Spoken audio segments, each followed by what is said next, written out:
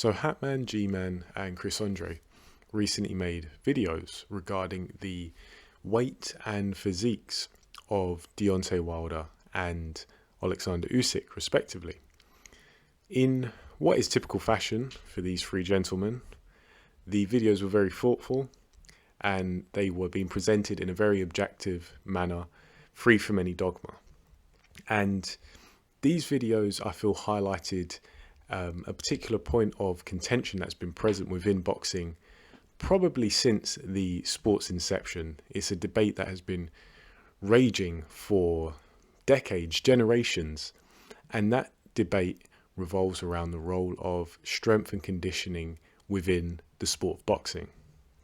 And now, for what it's worth, I'm just going to provide some personal context of, I guess you could say, my expertise. I don't claim to be an expert. I don't claim to have all the answers, but it'll just give you an idea of the knowledge base and experience that I come from.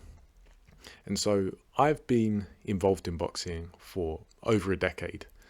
And as you can probably tell from my voice, I am not particularly old. And therefore, I've dedicated a large portion of my life to understanding what goes into boxing, what goes into being successful to some degree or another. And another one of my passions is physical culture and training. For as long as I can remember, physical training and exercise has been very much at the forefront of my life, and not only constituting my hobbies, but also the career I'm pursuing. And as such, I pride myself in being somewhat well versed in not only the sport of boxing, but also various strength and conditioning practices. These are two endeavours that I've dedicated many hours, days, weeks, months and years to. So in a nutshell, you can probably tell I have a deep-rooted love for both boxing and physical training. One thing that I have a deep-rooted dislike for, however, is dogma. I see dogma as the enemy of progression. Dogma as a whole in any endeavour can really be an enabler of lazy thought and, a kind of blind belief, because dogma prevents the questioning and the evolution of ideas in various walks of life, as I say. So unfortunately, I've given you an idea of my experience. Unfortunately, I can confidently say that boxing is probably one of the most dogmatic pursuits, one of the most dogmatic environments I have ever encountered. So with this video, I hope to provide some insight and contribute to a reshaping of some of the thought processes within the boxing community. And so we're obviously talking about strength and conditioning within boxing. But before we address that specifically, I think it's necessary to actually establish what the purpose of strength and conditioning is. And simply put, the purpose of strength and conditioning is to improve sporting performance while reducing the risk of injury. Very simplistic, I know, very overarching, I know, but in essence, that's what the purpose of strength and conditioning is at all levels of competition, across all sports. And when learning about strength and conditioning, you obviously start from the basics, the principles, the things that will not change, the things that must be adhered to. And these principles are there for a reason. They provide structure and direction to the training of athletes, talking about dogma, but these principles are necessary. However, there is one principle that will always be named before the rest. And this principle is specificity. And in translation to a training context, training must be specific. But this specificity is twofold. Not only should the training be specific to the activity, the sport that is being prepared for, but it should also be specific to the individual athlete themselves. And from my observations, modern strength and conditioning practices are disregarded by the boxing fraternity, and in some cases even shunned. And now we have to look at why this is. And a lot of this stems from the belief that, and this is a belief held by many in boxing, that common strength and conditioning practices, such as weightlifting, for example, will lead to fighters becoming stiff and muscle-bound, causing massive detriment to their performance in the ring. Now, this may be a dogmatic opinion, but when approaching this viewpoint objectively, as I am trying to do right now, we can potentially find that there may be some grains of truth.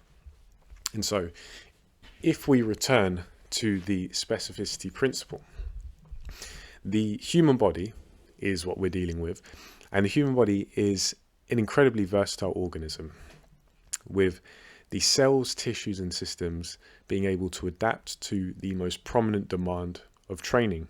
So essentially, in layman's terms, if you spend most of your time training like a weightlifter, your body will improve the capacities that make you better at lifting weights. It's that simple. And on the flip side, if boxing training takes up the majority of your training time, then you're pretty much well on the road to developing qualities that make you better at boxing. It sounds simple, it sounds overly simplistic, but that really is how it is in reality.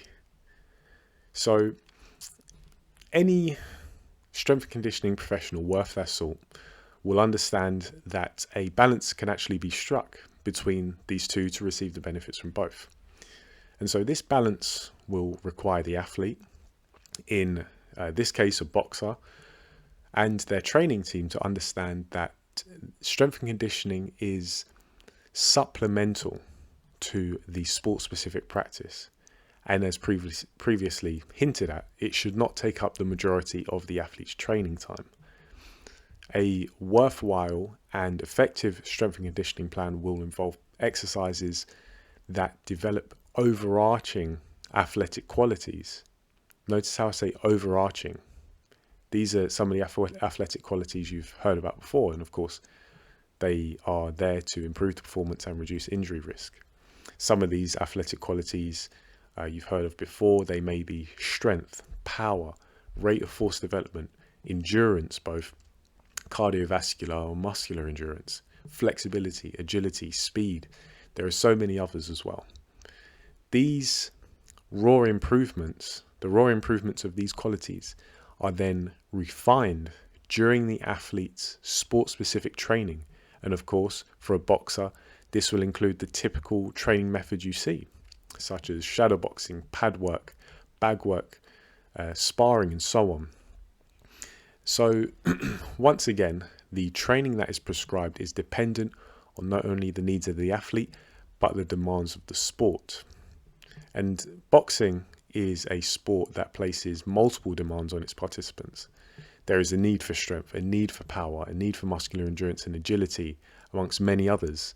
And of course, from an energy system perspective, if you want to look at it from the perspective of a scientific study, these studies show that boxing is at least 70% anaerobic and 30% aerobic.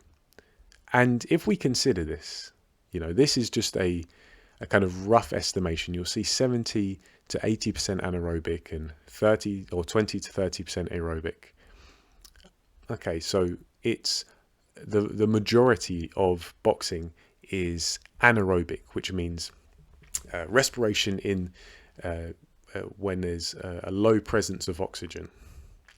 And so it's largely an endeavor, I'm trying to simplify it as much as I can, that most of the movements that you're performing are at an intensity where oxygen isn't, there's not enough oxygen present, or your body has to do it with a low amount of oxygen. I'm trying to simplify it as much as I can, as I say. But despite this, it's commonplace to see boxers of all levels, from grassroots all the way to elite world level, engage in long distance running. Long distance running, in case you didn't know, is an activity that's almost 100% aerobic. And now you don't have to be a specialist to see that the demands of these two activities don't match. So you have to ask the question, how well does, say, long distance running, how well does it actually supplement and benefit a boxer who's in or competing in a sport which is mostly anaerobic? You know, you have to ask these kind of questions, which we'll come to a bit later. And now, I spoke about how I dislike dogma. And because I dislike dogma, I adopt an anti-dogma but pro-results mindset. And bearing that in mind, if you are an active fighter, listen to this now, and you engage in long distance running, for example, in preparation for your fights, and you feel it benefits your performance and presents little risk of injury, you know, you feel like you can do it on a regular basis, you feel your cardiovascular endurance is better when you do long distance running compared to when you don't do long distance running, go ahead, run to your heart's content. But to make training prescriptions like this to every single fighter, regardless of weight category, regardless of experience, training history, anthropometrics, biomechanics, to make that prescription to every fighter purely because it's seen as tradition in boxing, it's very, very short-sighted. And it contributes to this, I want to say, kind of reduced development that you see in boxing. Boxing is quite a traditional and archaic sport in some regards. It is developing, but not necessarily at the rate of other mainstream sports. And so, as fighters, as trainers, and as strength and conditioning professionals, our goal should be to prioritize continuous development to ensure success. And to do so, we need to apply an intelligent approach to training and preparation. And that requires some mindfulness. And now I think recent times have showed people, or most people, aren't very mindful. But we're all intelligent people here at the Outmatched Boxing YouTube channel. So I have faith in you guys. So if you're an active fighter, just to kind of start to round this video up, if you're an active fighter or you're a coach to active fighters, my advice to you is to ask yourself, how does my current training benefit my performance? It's really, that's one question, but what you'll find is it starts to lead you in a direction where you can question things on a smaller scale. Does your training target the necessary qualities? Boxing, as I said earlier, has certain demands. Does your training prepare you and develop capacities to meet those demands? Does your training make you feel stronger and more capable? Or does it leave you completely trashed and needing more recovery, so you're spending more time resting than you are training? Is your training progressive and actually evolving and providing you results that actually, from a daily, a week-to-week basis or a monthly basis, a yearly basis, are you becoming a better athlete, a better performer, a better boxer in this case? Questions like this will go a long way in reshaping your mindset towards training and can allow you to take your performance to the next level. And that is, as I say, what should be your number one priority. It's not about following tradition and just blindly following what people in the past have done. We have to learn from the past. We have to question the past, and we have to question the practices around us and maintain an open mind about even some of the smallest things around us. For example, as when I was an active boxer myself, you know, a lot of my training resources, my training time was dedicated towards becoming a better boxer. That was my goal, getting better at boxing. You know, I used to do the long distance running, you know, a 5K, sometimes more. But I realized that it wasn't necessarily benefiting me because I was, you know, I'd go to my boxing training, you know, I'd go to the gym and I was still gassing out. You know, I had some decent stamina, but I felt that the long distance running was taking more out of me than it was providing. And I think this is the case for a lot of people. Some people don't do well when it comes to long distance, steady state cardio. They just, like with me, that kind of stuff would make me sore for a week, sometimes even more. Whereas I could go out to my nearest hill, do half an hour of sprints with rest intervals in between, and I'd feel great. A little bit of tiredness, a little bit of soreness, but only for a day. And my stamina was through the roof. But the only thing that really changed was I went from doing low intensity, steady state cardio, the long distance running, to doing short, intense bursts of high energy activity in the hill sprints. And those hill sprints much closely had a much closer resemblance to what I was doing in the gym, on the bag, on the pads, in sparring. And so you have to find what works for you. Does it match the demands of your sport? Is it suitable? Is it appropriate for the sport? But also, is it appropriate for you? In Hatman's video, he spoke about how he spoke about Deontay Wilder and how Deontay Wilder looks to have lost a bit of weight. And it's true, he does look a bit slimmer now. And Hatman pointed out that for the Fury rematch and the Fury third fight, Deontay Wilder came in at career heaviest, I think, in both fights. And he spoke about how Deontay Wilder, his body just isn't designed to carry that much weight. Yes, he's 6'7", he's bigger than the average man, but in terms of mass, he's not a big guy. You know, he weighs between 215, 220 something pounds. You know, he obviously has a range in which he fluctuates, but for the most part, for someone of 6'7", he's not particularly heavy.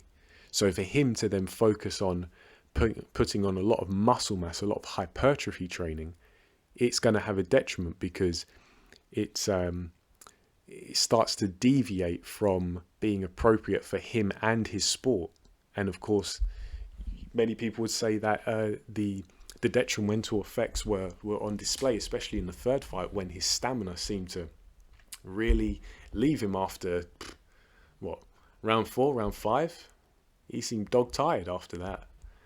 And of course, many people have spoken about Anthony Joshua, someone who has received a lot of criticism over the years because he's come in certain fights, some of his most high-profile fights, and he's come in looking like a bodybuilder. And once again, there seem to be detrimental effects to his performance. And once again, it comes down to, what are you investing more time into? If Anthony Joshua is investing more time into hypertrophy training to gain muscle, to increase muscle mass, of course that's going to have a detrimental effect on his performance as a boxer. But see, that doesn't necessarily mean that putting on muscle, for example, is inherently bad. Once again, we revisit this belief, this dogmatic belief that boxers should not put on muscle. They shouldn't train to put on muscle. They shouldn't lift weights. And that is, in my opinion, totally flawed. Boxers can benefit from putting on muscle. They can benefit from engaging in weightlifting and hypertrophy training. However, it's nuanced. For example, a lighter fighter, a fighter in the lower weight classes, they may only be able to put on 1 pound, 2 pounds, 3 pounds, 4 pounds maybe of muscle before the detriments start to show. For a bigger fighter, like a heavyweight, they may be able to put on some more, but even they're going to have a limit. And that's just the generalization. You have to look at the participant, the individual, because some people, they just have a stature, a frame that is capable of maintaining more muscle. And if you want to look at it from a scientific point of view, once again, a bigger muscle, so a muscle with a bigger cross-sectional area, bigger muscle fibers individually, have the potential to generate more force. That greater force means greater strength. And a stronger athlete is almost always a better one. When you break it down to performance, you have force production and you have force absorption, let's say. So if you have one athlete, imagine they're both technically on the same level, tactically on the same level, psychologically in a very even place, but one of them can produce more force. All things equal, the one that can produce more force is most likely going to be the victor, but that's an very overly simplistic view. But these practices aren't inherently, I'm trying to summarize now because this video has been going on for a while, I'm sure. These practices, these strength and conditioning practices, aren't inherently detrimental to the performance of a boxer. But it has to be a nuanced approach. If you're a boxer, if you're a footballer, if you're a basketball player, you have to invest the majority of your time to getting better at your specific sport. But strength and conditioning practices can supplement and take your performance to the next level if it is aligned with your needs, your personal needs, but also the demands of your sport. So I hope this video is insightful. I hope it goes somewhere in reshaping some of the thoughts and attitudes towards this relationship between boxing and strength and conditioning. And once again, it just comes down to having a nuanced approach and considering the variables. And so this is kind of the first time I've spoken about strength and conditioning on this channel, but it's something I am very passionate about alongside boxing. And yeah, it might become a commonplace on this channel. So if you have any questions regarding strength and conditioning and stuff like that, and you like this particular topic, and you want to find out more, let me know in the comment section below, and I'm sure I can make some videos if you guys want a little bit more light shed on the topic. Just leave it down below. Do you agree with me? Do you disagree with me? Leave it all down there. You know, this is a place for good, intelligent, insightful discussion. Leave it down below and I'll get back to you.